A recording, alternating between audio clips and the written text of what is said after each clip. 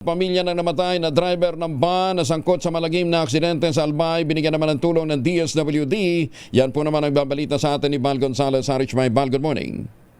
Good morning, Kuya Angel. Binigyan na ng tulong ng Department of Social Welfare and Development o DSWD ang naulilang pamilya ng driver ng banda na namatay sa malagim na aksidente sa Taysan, Legazpi City sa Albay.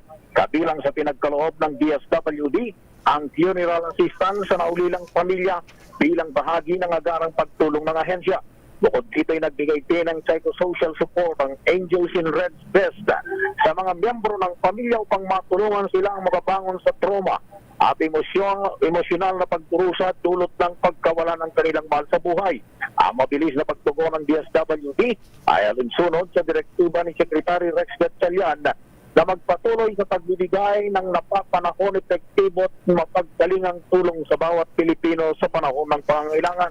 Sa report ng Philippine National Police, tanghali nung araw ng Lunes, nang mangyaring head-on collision sa pagitan ng utility van na minamaneho ng namatay na driver at isang truck sa boundary ng Barangay Puro at Sitio Malangka Road ng Taysan sa Legazpi City. Ako si Val Gonzalez, DCR, una sa Pilipinas, una sa Pilipino. Maraming salamat, Val Gonzalez.